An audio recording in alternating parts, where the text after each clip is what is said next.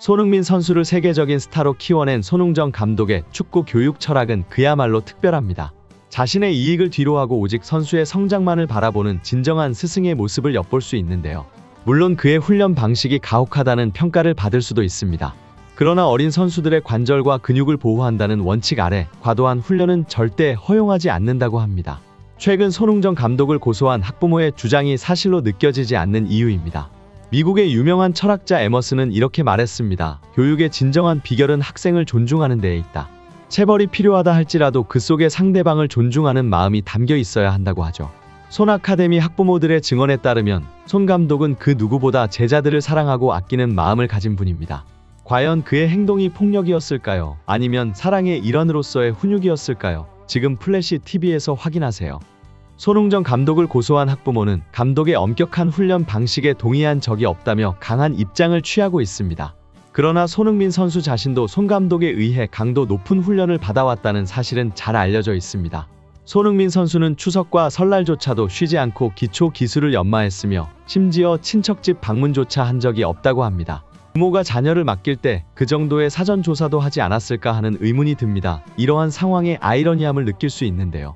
하지만 손 감독의 교육 철학을 들여다보면 그는 억지로 아이들에게 무언가를 강요하기보다는 자유로운 환경에서 스스로 성장할 수 있도록 유도합니다. 이는 창의력을 발휘할 수 있는 연료와 같다고 강조하죠. 손흥민 선수의 성공이 그의 교육 방식에서 비롯된 것이 아닌가 싶습니다. 또한 손흥정 감독은 단순히 아이들을 기다려주는 것 이상으로 그들이 강인한 멘탈을 갖출 수 있도록 지도하는 데 중점을 두고 있습니다. 그는 독수리가 새끼를 둥지에서 밀어내며 힘들게 세상과 마주하게 하는 자연의 법칙을 예로 들며 아카데미 학생들에게도 비슷한 교훈을 전달합니다. 오늘 하루를 대충 넘기면 내일은 병든 독수리처럼 남지 않을 거야 라고 엄중하게 말하죠. 또한 자녀가 넘어질 때 과잉보호하는 부모에게는 강하게 말합니다.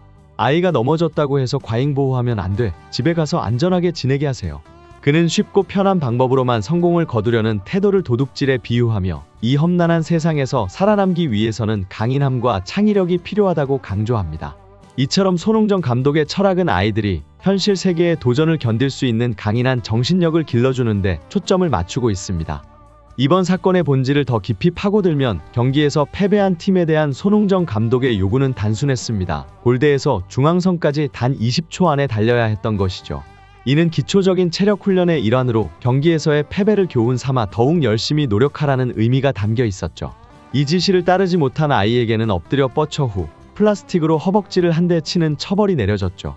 이런 상황에서 한 아이가 중앙선에서 반대쪽 골대까지 60m를 20초 안에 달리지 못했다는 사실이 믿기 어려울 수 있습니다. 이것이 과연 태도 문제인지 아니면 단순히 아이가 충분히 노력하지 않았기 때문인지에 대한 질문이 제기됩니다. 아이들이 훈련 중에 장난을 치고 있었다고 생각했다는 한 아이의 주장은 그들이 훈련에 어떤 마음가짐을 가지고 있었는지를 반영하는 것일 수 있습니다. 사건이 발생한 후 손흥정 감독은 공식 입장문을 통해 자신의 교육 방식에 대해 심도 깊게 반성하는 모습을 보였습니다. 그는 아카데미 지도자들의 모든 행동과 언행에는 언제나 아이들에 대한 사랑이 깊이 뿌리박혀 있었다고 강조하면서 시대의 변화와 법적 기준을 제대로 이해하지 못한 채 자신만의 방식으로 지도했던 점에 대해 사과의 뜻을 표했습니다. 그러나 동시에 고소인의 주장이 사실과 다른 부분이 많다며 손 아카데미 측은 사실을 왜곡하거나 숨기지 않고 모든 것을 투명하게 밝혀내고자 한다고 전했습니다. 이는 수사에 적극적으로 협조하겠다는 감독의 의지를 드러내는 동시에 진실을 규명하려는 강한 결연함을 보여주는 것입니다. 이런 손 감독의 성찰과 투명한 태도가 공정한 판단을 이끌어낼 수 있을지 주목됩니다. 이 사건을 둘러싼 논란이 계속되는 가운데 여러 시민단체들은 사랑을 핑계로 한 어떠한 폭력도 정당화될 수 없다고 강하게 비판하고 있습니다. 그들은 손흥정 감독의 체벌을 사랑의 매라고 포장해서는 안 된다고 주장하며 이 문제에 대한 사회적 관심을 촉구하고 있습니다. 체벌이 과연 폭력인지 아니면 적절한 훈육의 한 방법인지에 대한 논쟁이 치열합니다. 엄격한 훈육이 필요하다는 의견과 함께 고리타분한 옛 방식이라는 비판도 나오고 있습니다. 세계적인 스포츠 클럽에서조차 엄격한 규율이 필요하다는 사실을 고려할 때 이번 사건이 어떤 영향을 미칠지 관심이 집중되고 있습니다. K리그 1부 리그 선수가 되거나 유럽 무대로 진출하는 것과 같은 치열한 경쟁 속에서 이러한 훈육 방식이 어떤 역할을 할지에 대한 고민이 필요한 시점입니다. 이 사건이 발생하면서 피해를 입은 아이와 그의 가족에게도 큰 관심이 쏠리고 있습니다. 부모를 보면 아이를 알 수 있다는 말처럼 피해 학생의 부모는 손웅정 감독과 2명의 코치를 고소하였고 이 사건은 검찰에 넘겨진 상태입니다. 더욱이 부모는 녹취록을 언론에 공개하면서 국가의 명예를 실추시키는 것은 물론 자신의 엄청난 재력과 운동 경력을 내세우며 고소 금액을 흥정하는 모습까지 보여주었습니다.